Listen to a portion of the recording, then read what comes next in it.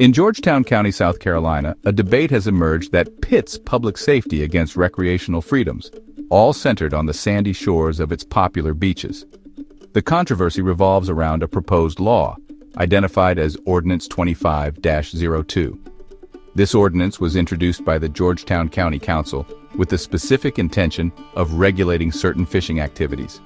The council's action was not a spontaneous decision, but rather a direct response to a growing number of complaints. These complaints came from both local residents and tourists who spend time on the county's public beaches, voicing significant apprehension over a particular type of commercial enterprise that has recently gained prominence in the area. The primary target of the proposed ordinance is the operation of commercial land-based shark fishing tours. According to county officials, these businesses guide clients in fishing for sharks and other potentially dangerous marine animals directly from the shoreline. The concerns raised by the public focused on the inherent risks of luring large predators into shallow waters that are simultaneously used by families, swimmers, and children. The practice of chumming the water or casting large baited hooks into the surf zone where people are recreating was seen as a significant safety hazard, prompting citizens to demand that local government intervene to mitigate the potential for a dangerous human-wildlife encounter. The situation escalated when county leaders sought guidance from state-level authorities. County Council Chairman Clint Elliott explained that he had consulted with the South Carolina Department of Natural Resources regarding the commercial shark fishing tours. However, the Department of Natural Resources informed the county that its own regulatory powers were limited in this specific context. As long as the tour operators and their clients possessed valid saltwater fishing licenses and adhered to all existing state fishing laws, such as size and catch limits, the department stated that its hands were tied and it could not prohibit the activity. This response effectively placed the responsibility back on local officials, signaling that if any restrictions were to be implemented, they would have to come from a county-level ordinance. Faced with this information and continued public pressure, the Georgetown County Council decided to move forward with drafting its own regulations. The initial version of Ordinance 25-02 was comprehensive in its scope, proposing a ban on all bait and surf fishing on public beaches during peak hours, specifically between 7:30 in the morning and 7 in the evening, from May through September. It also included a provision to prohibit the fishing for sharks or other species deemed dangerous from public beaches at all times. This initial draft, while aimed at the commercial tours, cast a much wider net that would ultimately provoke a strong and swift reaction from the broader fishing community. The initial draft of Ordinance 25-02 passed its second reading with a 5-0 vote on June 24, 2025, signaling strong initial support within the council. However, the details of the proposed restrictions quickly spread across the community, primarily through social media platforms. The broad language, which appeared to prohibit all surf fishing for a significant portion of the day during the entire summer season, caused immediate and widespread alarm among recreational anglers. Many residents and visitors who have long enjoyed the tradition of surf fishing felt that their pastime was being unfairly targeted and that the county was overreaching in its attempt to solve a more specific problem, leading to a significant public backlash. In response to the growing public outrage, County Council Chairman Clint Elliott issued a formal statement to clarify the council's position and true intentions. He sought to reassure the public that the primary goal was not to penalize law-abiding citizens. Please know that we at Georgetown County never intended to prohibit our residents and visitors from enjoying legal recreational activities, Elliott stated, emphasizing the council's focus. He further explained that our sole purpose was in the interest of public safety. This communication was a critical step in attempting to de-escalate the situation and reframe the debate around the core issue of commercial shark fishing tours, rather than recreational surf fishing in general. Chairman Elliott's statement acknowledged the public's concerns and admitted that the initial language of the ordinance may have been too broad. He explained that the council was already in the process of revising the text to be more precise and targeted. The goal of these revisions, he noted, was to fine-tune and tighten the language to ensure that it specifically addresses the commercial shark fishing operations that had prompted the original safety complaints. This signaled a clear shift in strategy from a wide-ranging ban to a more narrowly focused regulation, aimed directly at the perceived source of the public safety risk, which was a crucial clarification for many concerned anglers.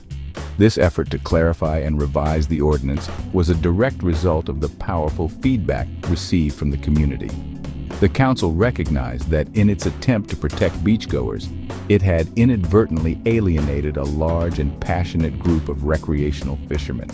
By publicly committing to a revision process, the council aimed to demonstrate that it was listening to its constituents and was willing to find a more balanced solution. The focus now turned to crafting an ordinance that could successfully prohibit the commercial tours without infringing upon the rights of the many individuals who participate in traditional, non-commercial surf fishing along the county's coastline. The regulatory puzzle facing Georgetown County is not entirely unique within the coastal regions of South Carolina.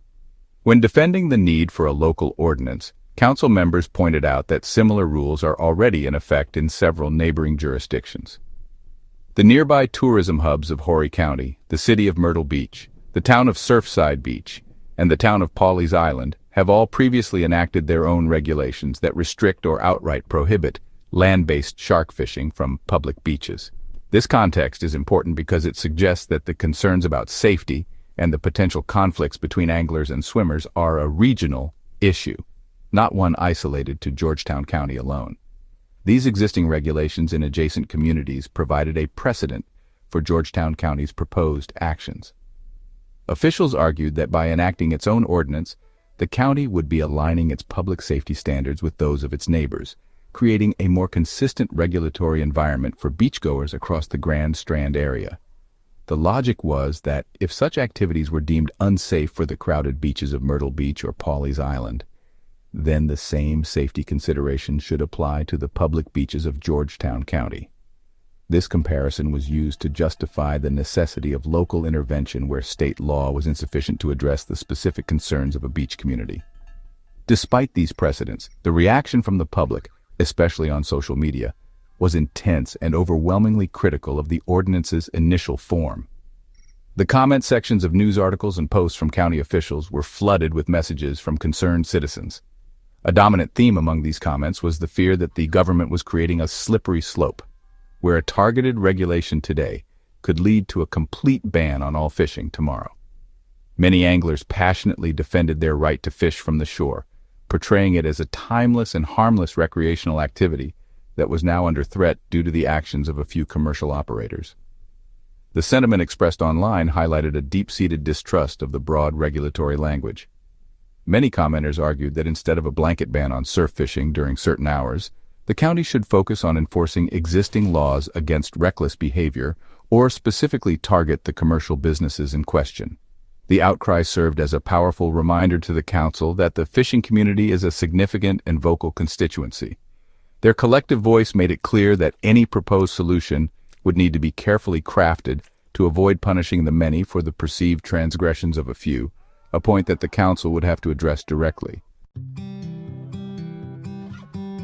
In the face of the significant community backlash and the passionate arguments made by recreational anglers, the Georgetown County Council made a pivotal announcement regarding Ordinance 25-02. On July 12, 2025, during a scheduled council meeting, officials announced that the ordinance would not move forward to a vote on July 22nd as previously planned. Instead of voting or deferring the decision, the council declared that the ordinance would be reworked with the guidance of an attorney. This move effectively paused the legislative process, preventing the initially broad and controversial restrictions from becoming law.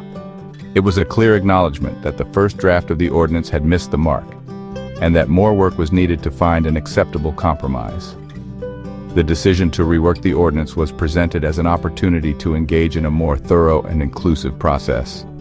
County leaders have stated their commitment to re-evaluating the ordinance's language with the specific goal of narrowing its focus.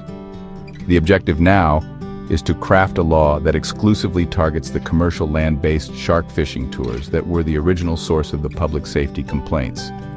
This means ensuring that the final version of the ordinance does not impact the activities of the vast majority of residents and tourists who enjoy traditional legal surf fishing as a recreational hobby.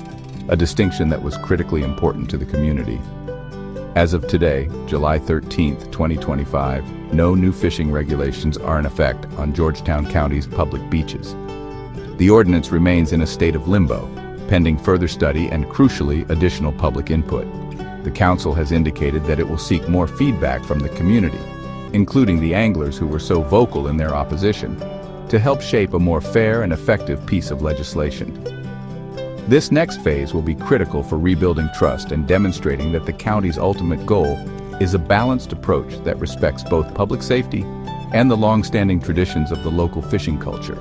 The future of Ordinance 25-02 remains uncertain, but the direction is clear: revision and collaboration.